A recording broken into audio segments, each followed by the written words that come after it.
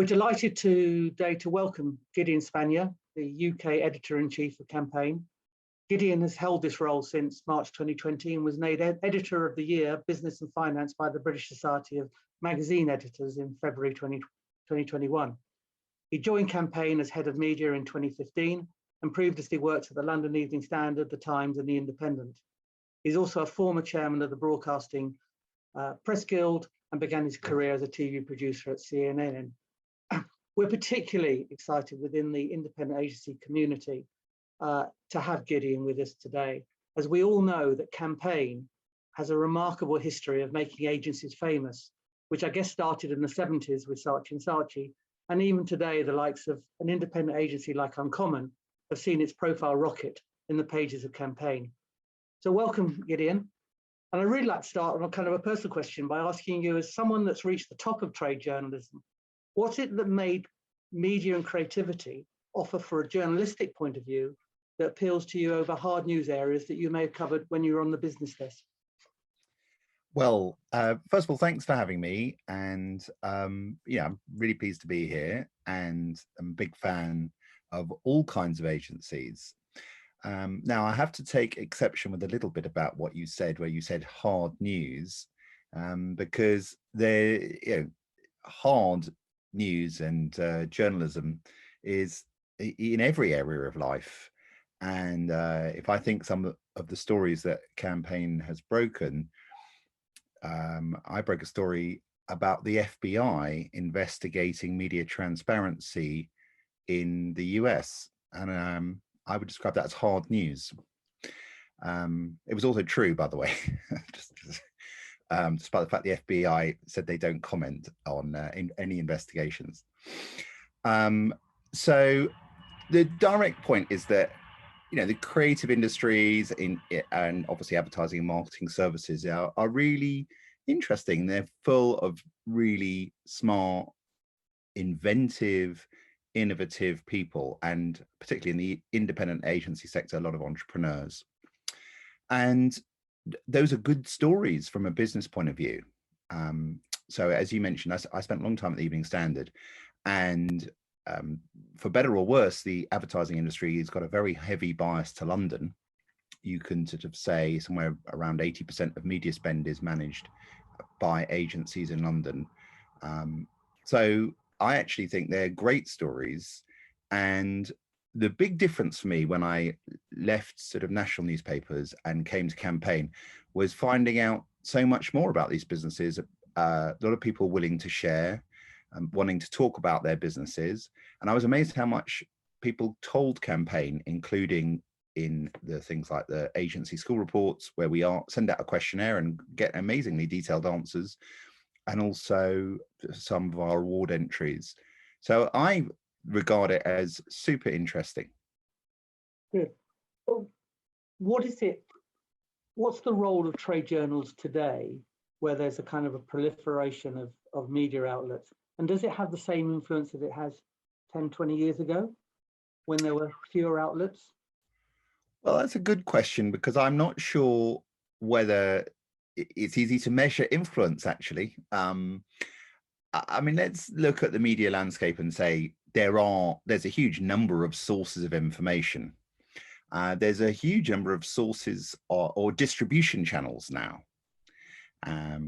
So, I mean, to answer the question in a sort of direct way, in some ways, I think the role of trusted journalism has become more important, because actually there's so much information out there, right?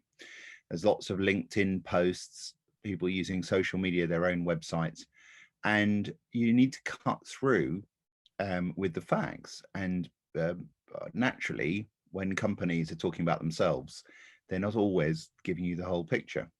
So I do think that journalism, the biggest challenge for journalism is actually funding it, because it takes time and not always money, but it needs journalists need to be paid to go find things out. So therefore, I think Campaign has an important role. It takes a lot of time to put together things like the school reports. But the flip side is also true. If we aren't good enough, if people won't pay for our journalism, and that's a very key point, we are subscription funded primarily. If we don't produce good enough journalism, people won't pay for it and we will decline. I know that there's an awful lot of places for companies to get out their news, but we don't blur the news with sponsorship or branded content. Our news and our features are independent journalism, and that's our model. Of course, we have commercial partners, but that doesn't affect our journalism. And do you think that it's that defines and differentiates Campaign from the others? Because throughout my whole career, and it's been too long to even put years on it, Campaign has always been at the pinnacle. And even when it's, there was a lot of free access, once you put up the paywall, people have been willing to pay. Is that something that differentiates Campaign from the rest? Well, I would say I've got a lot of respect for all journalists and other publications and so on.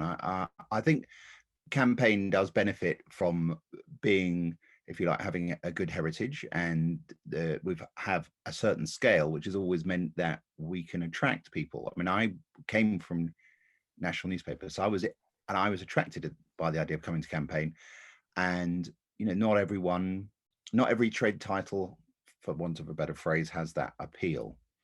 I think investment in journalism has helped Campaign a lot. I think the Campaign has rolled up a number of brands over the years, including marketing and Media Week. So it has been a little bit of the survival of the fittest. And that's no disrespect to the other titles which were owned by Haymarket, because actually, I joined with responsibility for Media Week as part of my job. But I think that they're strong editorial brands which tell people things, have an important place. And actually, despite the fact we cover the advertising industry, one of the lessons about high quality content in the last 5 years is when all the money's flowed advertising wise to algorithm based online platforms, you've got to ask people to pay, because if you're not going to win in a battle of the algorithm. Yeah. So in that position, and some of you talked about the heritage, and I don't mean this disrespectfully, but there has been seen, because probably a number of people on the call today have tried to get into the pages of Campaign and probably seen it as a little bit, probably perception is reality, a bit of a chumocracy towards the big and the famous and the group agencies. How you might take exception to that, but how do you see that perception changing? Well, that's a funny question, because it's a little bit hard to answer in a way.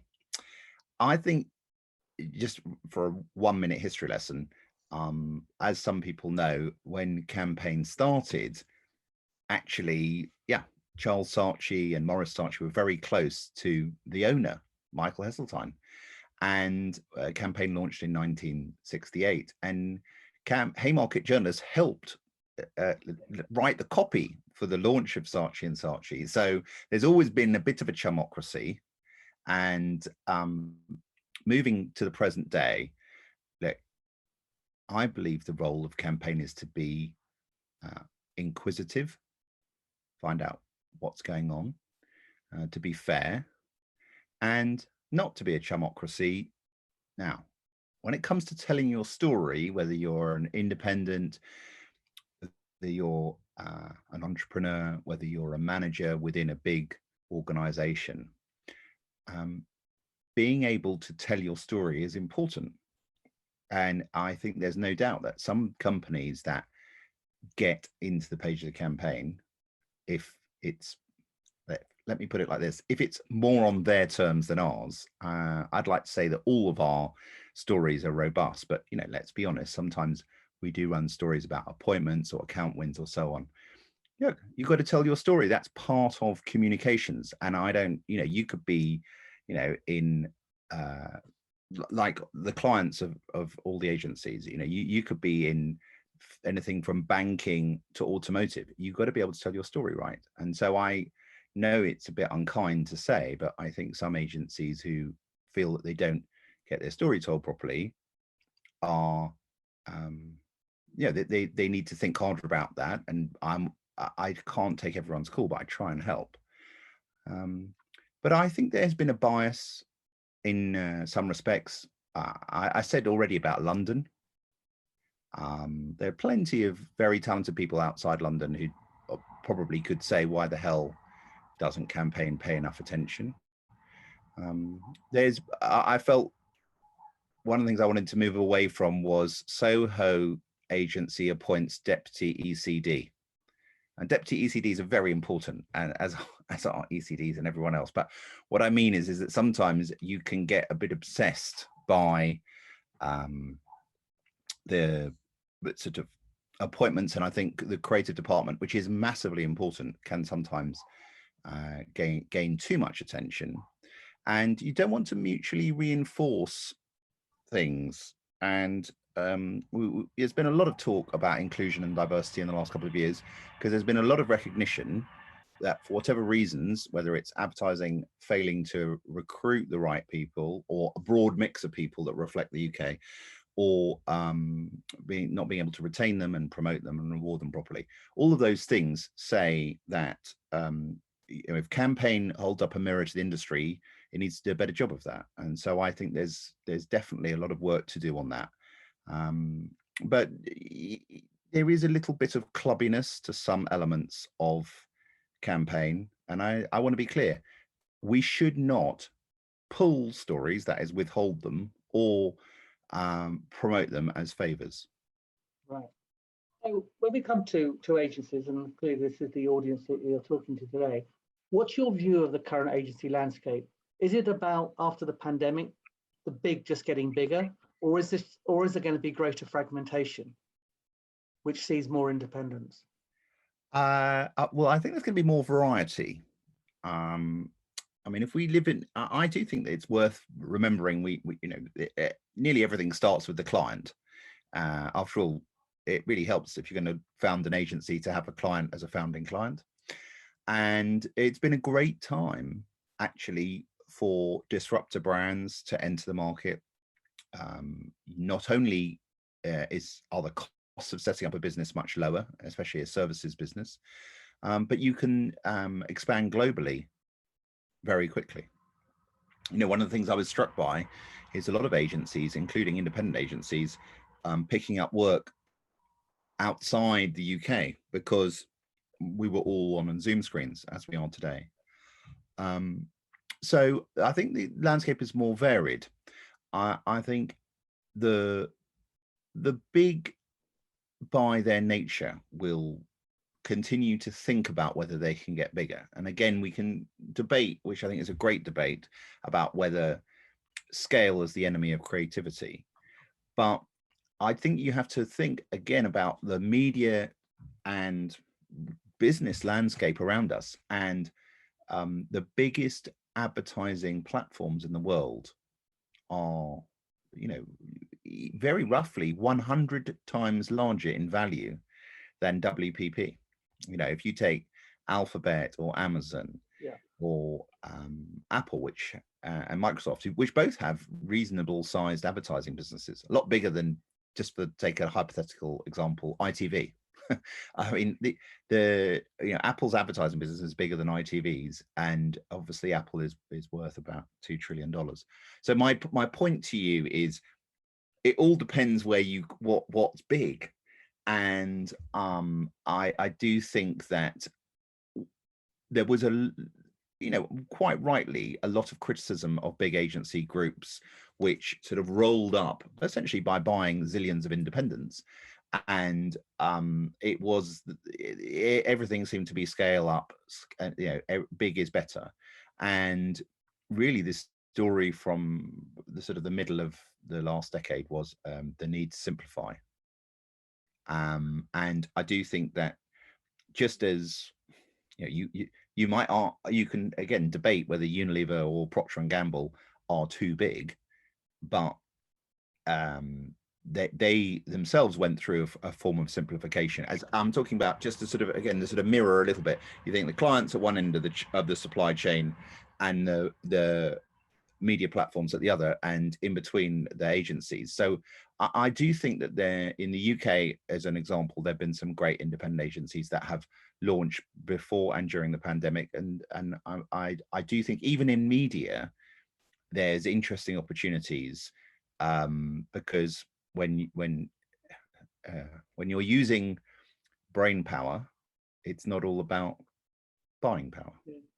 You wrote an article in February about whether the doubters of the agency groups have been proved wrong, particularly after Sir Martin Sorrell, who's made a crusade of that. And you did it by asking other people as the question. But I didn't get, reading that article, I didn't get your own impression as to whether the doubters have been proved right or wrong in terms of the group agency model. Well, so I think just to pick it apart into two bits, there's the group agency model, and there's more than one.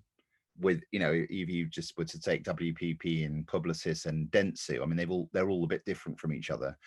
But in terms of have they proven them wrong, the doubters wrong? Well, I can tell you, as I would tell them to their face, that I think Martin Sorrell and David Jones, who respectively ran WPP and Havas, protested too much, right?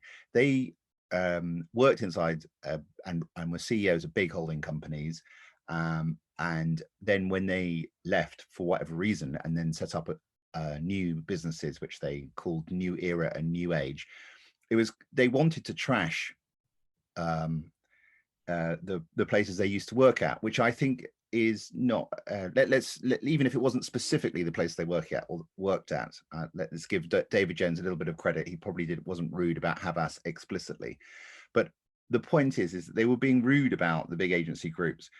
I think their analysis that they were too big, or at least lumbering with too many silos, that kind of analysis was correct. I think where they were wrong was that there wasn't the capacity to reinvent. And actually, the advertising, I believe, by its very nature, is probably one of those industries which has the greatest capacity to reinvent. So I think, look, the pandemic was really brutal, especially the first 3 to 6 months. And a lot of companies were able to push through more job cuts and internal mergers and things than they probably could have done in normal times. And therefore, I think a bit like it's like a very painful assault course that the industry, like most industries, has been through, but actually having made it through the other side, probably leaner and a bit better for it. Yeah, and their results seem to suggest that, which was kind of the focus, their 2021 results, you know. Yeah, and I just think sweeping generalizations are unfair, and you know, there's a lot of people, oddly, perhaps, the fiercest critics of the big holding companies are people who used to work at them, and I haven't ever worked at one. So I you know, if someone on this call said to me, I've worked inside several of these big groups and they're incredibly anti sort of entrepreneurial, they really are terrible places to work, they stifle creativity, I'd respect that point of view. But I think, you know, I did the maths. There's 400,000 people that work at the big 6 groups. They added 32,000 jobs last year, so that's globally. They're not 400,000 people they're not all hopeless or just the sort of you know, salary class people. There's some really talented people there, and I think it's important to recognize that. And let's be honest, quite a few people on this call who own their businesses may be thinking one day that they would sell them. Yeah, that is true. So from your perspective, and I shared with you the results, we ran through opinion research in terms of amongst the client community as to what characteristics differentiate a group agency from a independent, and I shared you yesterday with some of those results. But what characteristics do you see in terms of the people you talk to between independents and groups? I'm not saying one is better than the other, but how do you see they might characterize themselves as being different? Yeah, it's a good question, because uh, there are some differences obviously within independent agencies anyway, but I suppose the most obvious thing about independent agencies is often they are founder led. Now there are some which are second and third generation and have groomed new management successfully, but I think that's the big difference, and these are people with um, direct levers, hands on all the levers, if you know what I mean. Even if they have investors, I think if we take perhaps a definition you've told me of, they still have majority control. And I think it's often the case that within big organizations, there's a sort of matrix structure which limits their individual managers' control. That's the truth. And if there is a trend with some of the big groups, it is that they are trying to provide an integrated number of services under one roof, and that's, by the way, is a good thing if it leads to collaboration, because I think in most business success these days requires collaboration. But my impression is that there are a lot of the P&Ls within big agency groups are shadow P&Ls, and perhaps also not even the P&L may not be where you think it is as an observer. Yeah.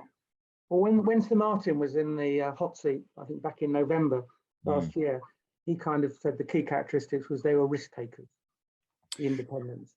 Yeah, I think that's true, but in other ways, I'm not sure. I mean, I have a lot of respect for him, despite some of his flaws, because he's been there, done it, and is doing it again in a different way. When I said they're independents, they're different flavors. I mean, sometimes I think some agency entrepreneurs are amazingly risk careful. In fact, they don't want to. They're not looking to build £1 billion or a £2 billion company, and that can come with its own challenges as well, right? But for some people, 3% or 5% growth is happiness.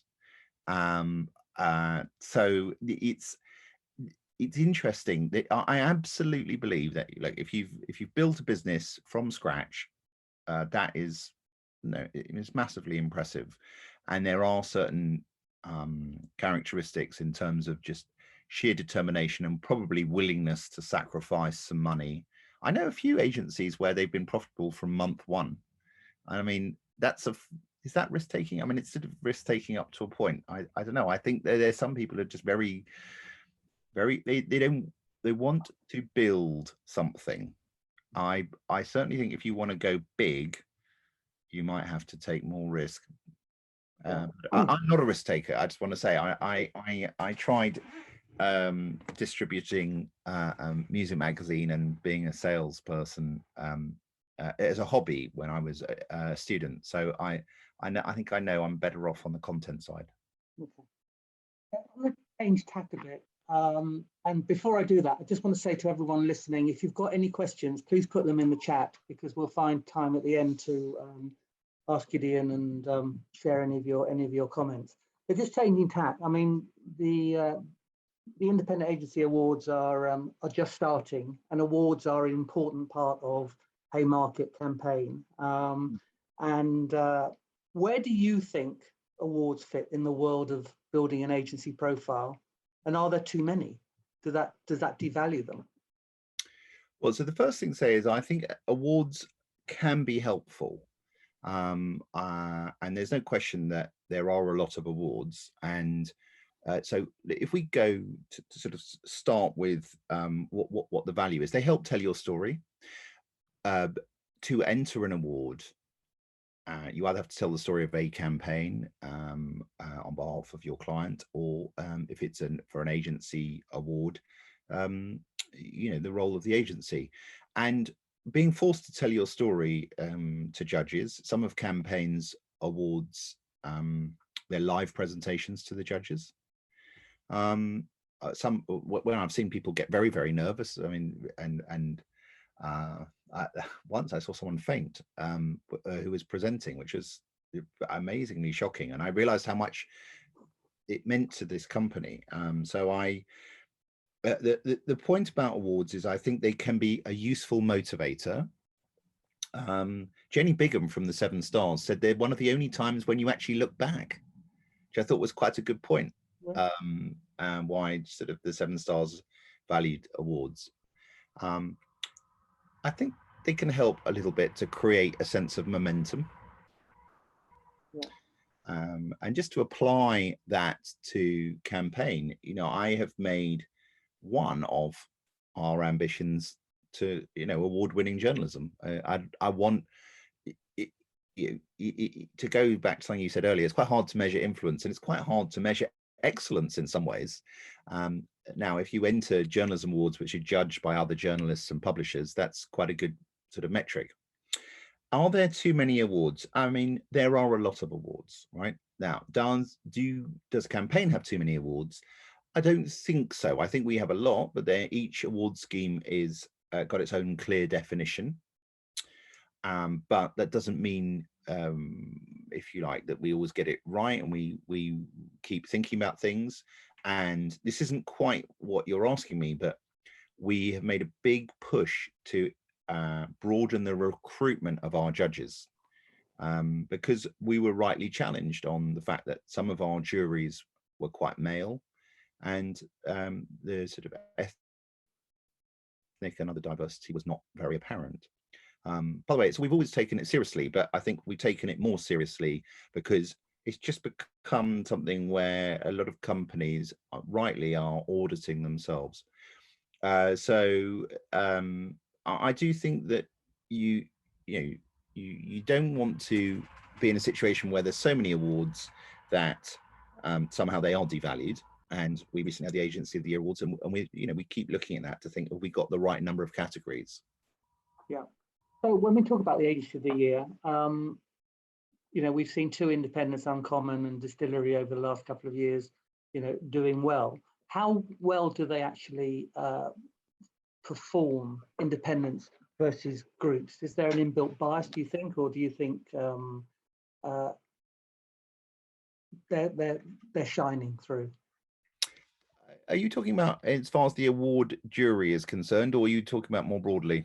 More broadly, probably. Just how you see, but Uncommon has been a particular highlight, winning BA and so on, and Distillery last year, being Independent Agency of the Year. I'm just interested to see how businesses like that have fared against in an open field. The Independent Agency Awards is clearly only open to independents, but when you're thrown into this mix. Well, if you look at the agency and marketing services landscape, it's not, as you know, just about independents and holding companies. And, whether it is an Accenture or some of these new groups like You and Mr. Jones or S4 Capital or Stagwell, there's a lot more variety. And that also, I would say some of the tech companies with and some brands in-house. There's a huge number of different places that a brand can turn to get help in terms of their creative output, their media, and beyond, whether it's sort of customer experience or CRM and so on. So I think that if you again take this point that the big holding company groups were struggling, they had acquired a lot of agencies and they just had too many, and they needed to simplify. I think it was a time when it was easier it has been a time when it's easier for independent agencies to stand out, and whether it's campaign journalists or marketers and indeed sales teams in media owners, I think independent agencies are interesting. It's easier to get access to the decision maker. In some cases, just they're keener. I'm talking about the independent agencies, and I do believe it's been quite a good time because things have been changing so fast. When you've got a lot of disruptor brands in different sectors coming, just going so fast from, an Ocado to Uber, that I think it does make everyone reassess whether the sort of the established order are supreme, and just to sort of think about why hypothetically Uncommon has stood out. I mean, I think a lot of it is to do with the work. The work has been eye-catching, and they've touched on some sort of hot button issues. And whilst I have a lot of respect for people in all kinds of agencies in the UK, it's so competitive. It's actually hard to stand out in a funny kind of way. And to again pick up on the sort of chumocracy point, I think it's important that Campaign gives everyone a fair go. And I do think, though, that marketers sometimes do get quite seduced by independents. Maybe their procurement departments don't, though. Yeah. So I think it's next week the school reports come out. That's right. So you're not going to expect too much, but you could probably give us an overview in terms of the kind of mix of agencies that you're reporting and what you've seen in terms of a trend, and maybe that draws a distinction between some of how the independents are performing versus the groups. But I won't necessarily ask you to name names, although I'd love you to. What's that overview of school reports been over a difficult 18 months? All right, well, I'll try and be helpful. I'm not going to mention any specific agency because it wouldn't be right.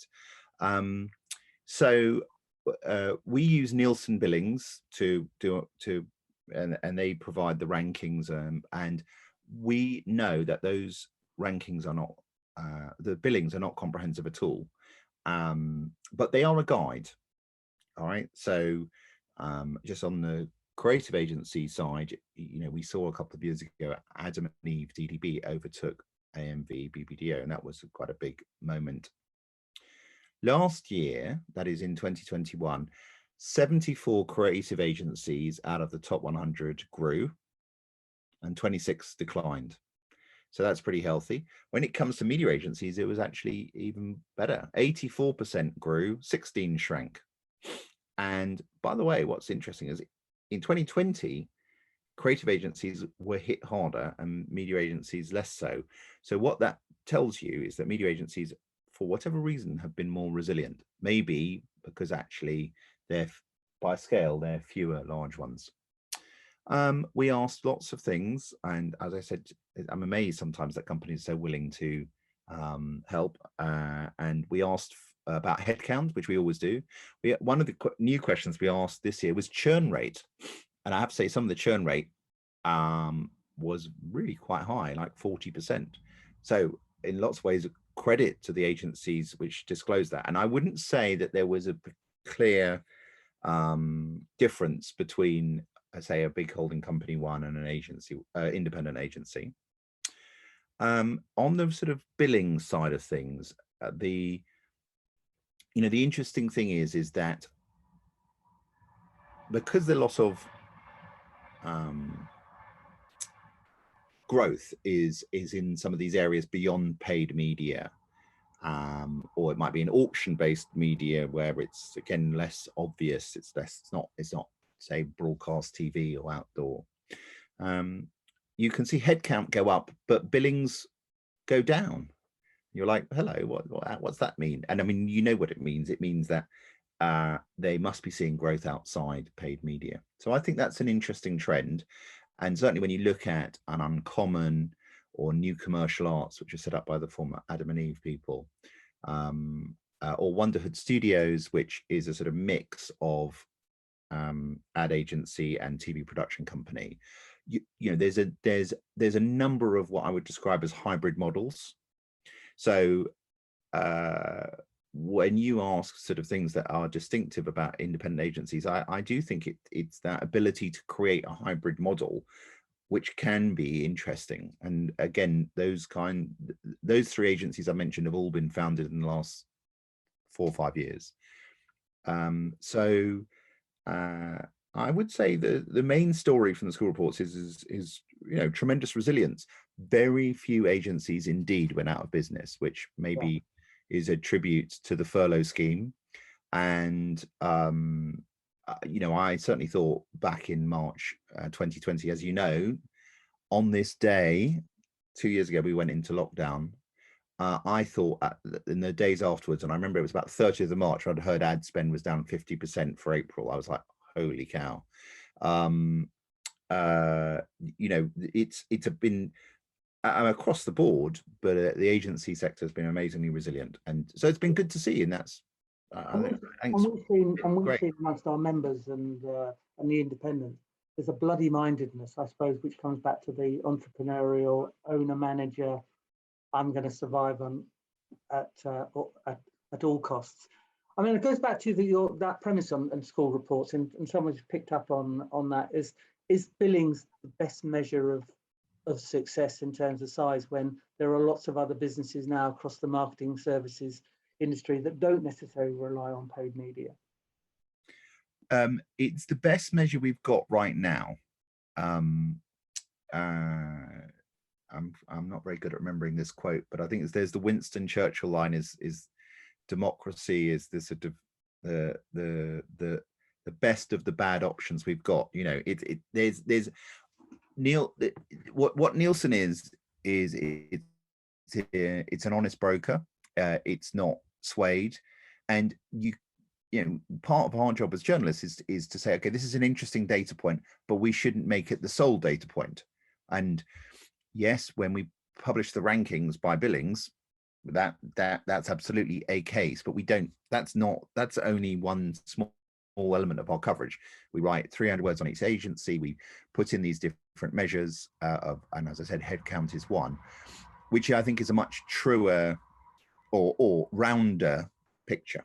So please, in fact, Maisie McCabe, who's the editor who works alongside me, Maisie wrote a column actually saying, you know, if you've got better suggestions, please let us know. Yeah, you touched on the churn. Clearly, the war on talent, or the Great Resignation, depending on which way you're looking at it. Do you understand why we are seeing this churn, but not just churn in terms of people leaving agencies, but actually probably leaving the industry? Yeah, that's so interesting. And can I just say, as a sort of declaration of interest, as it were, you know, Campaign had a lot of journalists leave last year. We did suffer some redundancies at the start of the pandemic because, like the industry we cover, we saw our revenues drop a lot. And then last year we had quite a few people move, not just to other titles. We had someone go and move to Canada to start a new life and leave journalism, actually. And then someone else, Kate McGee, went off to be the editor of our sister title, Management Today. When it comes to churn, we've never asked this figure before, and something obviously happened last year. There was 2 years worth of movement in 1 year, and a lot of companies cut too much and then had to suddenly hire again. People were reassessing their lives. So I think what happened last year, whilst I'm not sure I necessarily know whether it was an advertising specific or an agency specific issue, I think what is definitely true is that there's been a churn issue since long before the pandemic. And someone who actually runs or used to run a big independent agency said to me, advertising is a very sharp pyramid. And at the, after about the age of 35, it's not that good at retaining people and not that good at paying people. Yeah. So I do think that's an interesting issue. And if there's perhaps a lesson about independent agencies, it's that um, older people with experience are able to sort of realize their value better. And I think it's interesting that quite a lot of these startups, which I mentioned, I mean, just there were three to start with, but I mean, it kind of stands to reason that most people who set up agencies are not the age of Charles and Maurice Saatchi, who were both in their mid-20s when they set up their agency. Whereas, I think quite a lot of people who are setting up agencies, they're of all ages, but often around the age of 40, 38, 40. And, when I see the doctor, I'm reassured to see a doctor who's got 25 plus years experience. Yeah. And I bet a lot of clients are too. Yeah. So I think the thing I would be concerned about is what we don't have, having asked this year, but we haven't got the historic data to know how much did churn increase last year. I definitely think it did increase, but I think there are bigger issues, which I've written about a little bit, about sort of reward, just base pay, and that is a much more fundamental thing about whether agencies are charging enough for the value they bring to clients. Yeah, which in a way also brings us into a culture and such like, and therefore brings us on to purpose and ESG. As an organisation, the alliance is, based upon people plus purpose drives performance.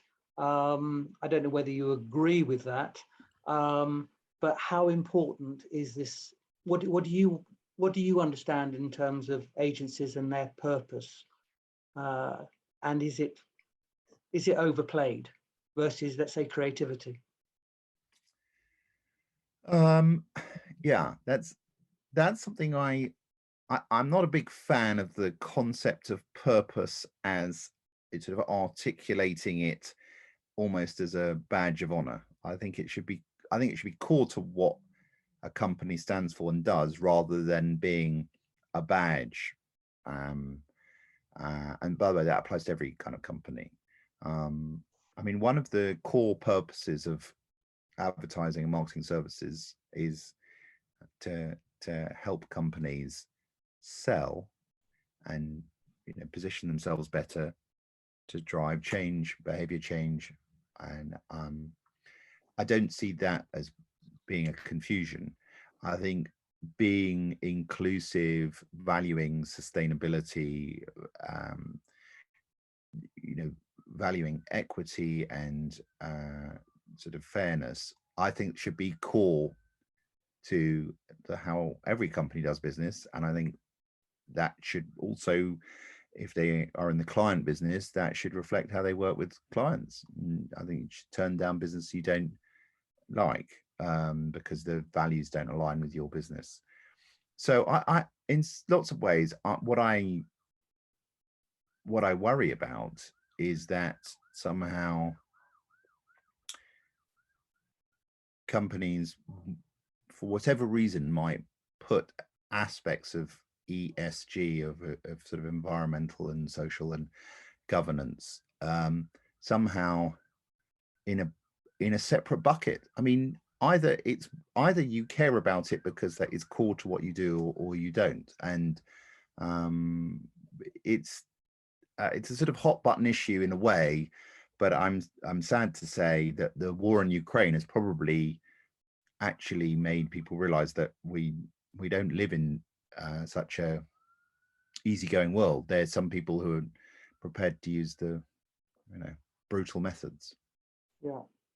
So do you think it's, from a client point of view, where they're now putting it on RFPs and things like that, it's overplayed because not many people can hold their organization up in terms of these some of these values that clients maybe themselves don't, but they put it in as a request?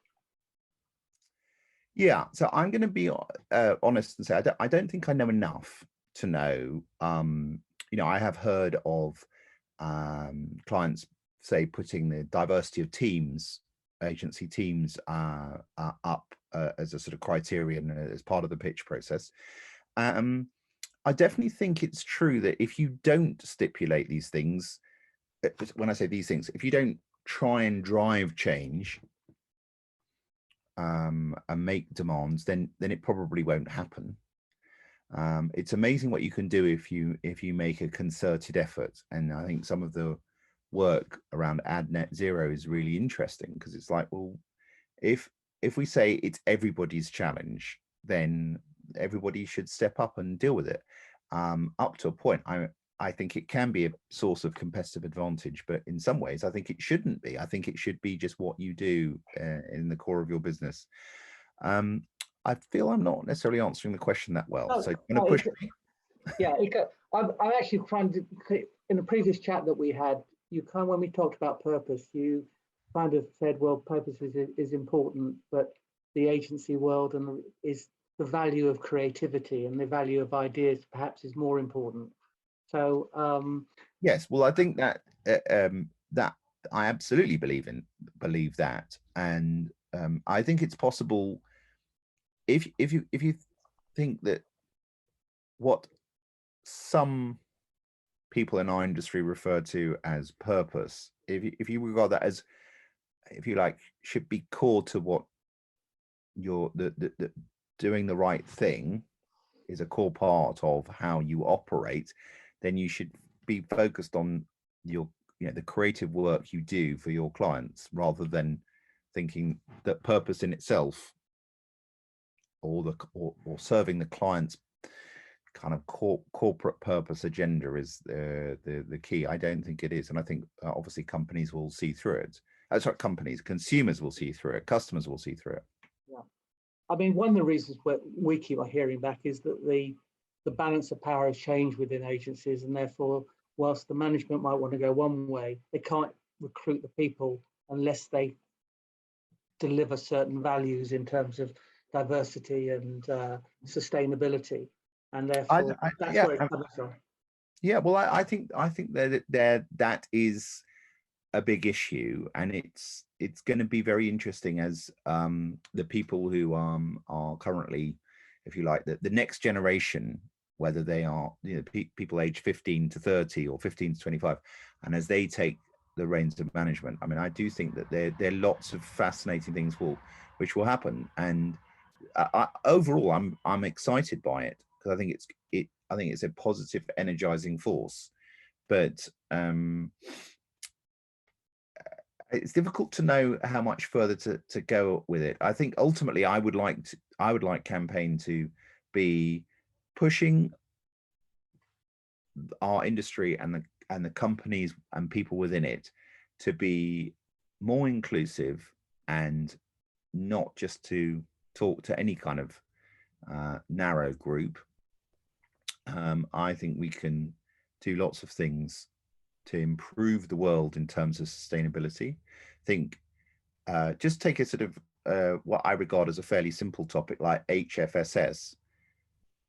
I mean, the advertising industry could do better if it said, yeah, we can play, advertising has a powerful role in shaping behavior, and actually we don't want lots and lots of people eating more food than they should. And that's there's an awful lot of people who want to resist regulation, but they're not offering an awful lot of they're not being very positive about the idea that they could actually really do more to discourage people from eating so much. And I think of the same way about gambling, actually. There's an awful lot of gambling advertising which companies media owners, especially, are happy to take the money, but yeah. What's the society that we want? And there we go. But I think that was the message that actually Extinction Rebellion were trying to get when they kind of turned up at Cannes, and they were pushed away. But what they really wanted to say was, advertising industry has a responsibility to kind of promote a more environmentally friendly ways, and don't treat us as the enemy. And I think that's true for maybe HFSS areas and gambling and the rest of it. It can be a power for good. But if we talk about power for good, and coming back to the kind of one of the last kind of points is about, I remember at an Advertising Association conference about 4 or 5 years ago, Tom Watson stood up and showed us a chart that advertising executives were thought less highly than politicians. Yes. And that's kind of built a whole area around trust, and there's trust between clients and agencies, and trust between advertisers and consumers. Is this something that you think is that decline is being stemmed, and do you think campaign has a responsibility to try and build out more around that trust? This is such a good question, because I mean, there are issues around trust in a lot of areas, including advertising. And I think advertising executives have usually come near the bottom of sort of trust measures, including the stuff that Credos and the Advertising Association have published. They're normally there around the same level as journalists and estate agents. So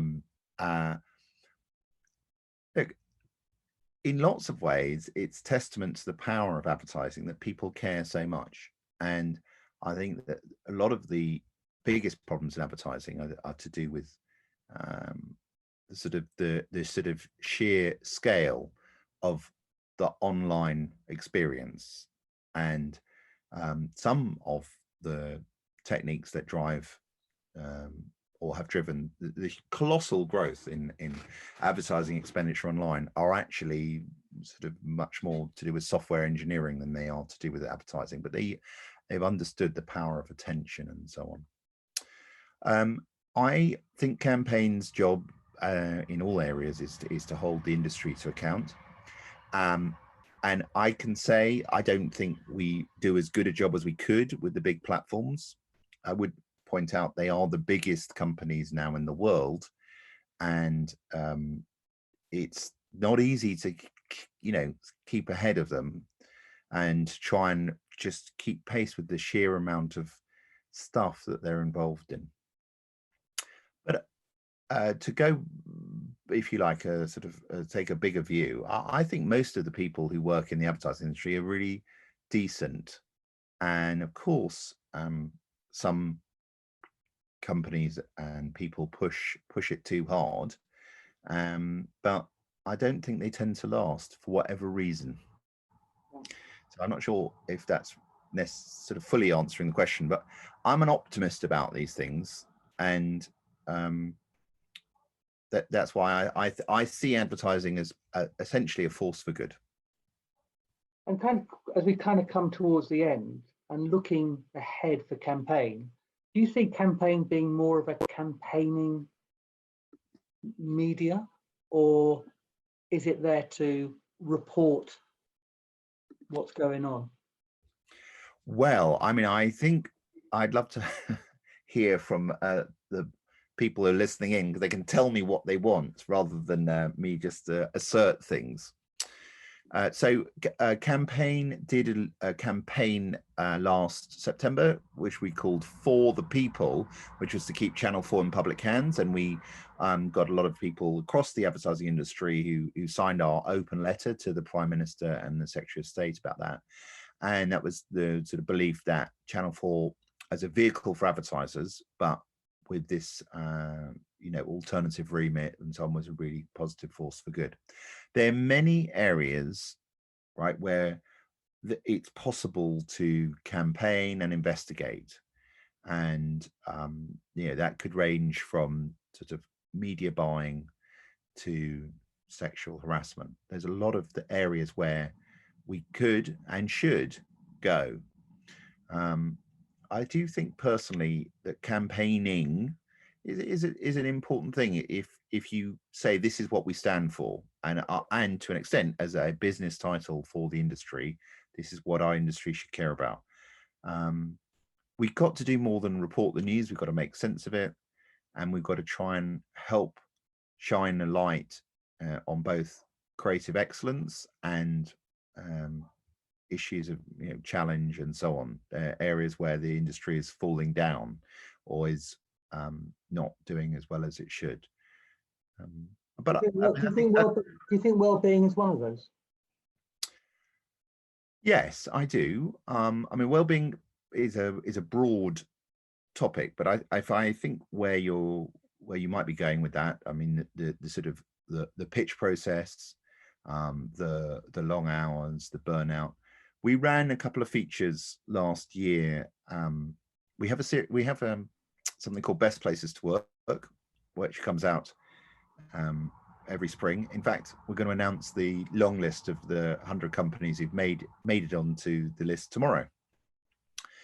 So last year we also did Worst Places to Work, which we didn't name and shame any in particular. But I mean, one of the features of the first year of the pandemic is that the people who kept their jobs often had to work very, very hard. It made the long hours worse. And as one person who runs an agency said to me, we had to get out of the habit of having client meetings at 9 o'clock on Sunday night. I mean, the client satisfaction scores went up during the start of the pandemic because I think agencies really proved their worth. But well-being it's been really hard. The pandemic has been very hard. And again, that sort of whole sharp pyramid issue with lots of young people who, some of whom maybe work for not great pay, long hours, and then there aren't that many jobs higher up, especially in maybe some of the big holding companies. All of these issues are interlinked, I think. And I'm sure, I know from the work you do, and I'm sure from the experience of your members, it's a big issue. It's very high pressure. Yeah, it's high pressure, and places like Campaign might help shine more of a light on it. We did a debate, part of the debating group in the House of Parliament just before lockdown, which was about client behaviours having an impact of mental health within agencies, and that's part of it, and that's why the positive pitch pledge is something that we are very much behind. But we are coming to the end. I just want to ask one question, which is, I think, burning for a lot of the people who are watching, which is, when does an independent agency become interesting to Campaign in the absence of a big name client? Okay, it's a good question. It doesn't have to be a big name client. I mean, I do think clients are the best advert for an agency, because it is the work that the agency does that makes the agency. So if you want to this is quite, I think it's pertinent. Let's leave aside the fact that the Saatchi brothers were friends with the owners of Campaign. When they launched with the front page story in Campaign, and the headline was, I think, Saatchi launches agency with £1 million clients, and he had 5 founding clients. I do think the work you do is key, right? Some people say Campaign doesn't spend enough time talking and looking at the work, full stop, which I think is a fair point. So I think if I try and summarize, we want to know who are the creative and business leaders of an agency. I think the people, especially of an independent agency, are important. I mean, you're not a faceless brand, and you shouldn't be. What's your proposition? Why do you matter? Now, if you are a TV agency, I mean, great, you can make great TV work. But if you're a great CRM agency or performance marketing agency, or you're some sort of hybrid model, that's interesting. But tell us what you do. And I do think the proof point is that this is the client we're working for, clients we're working for, and this is the work. And I linked to all of that ought to be in some way an interesting point of view. But some things are topical. We covered Leith and Republic of Media when they were doing a lot of government work in Scotland, because they were they had a lot of the government communications. And so sometimes it's because the news swings in you're topical for whatever reason in that moment. I don't think it's a funny kind of mixture of reasons that makes an agency relevant.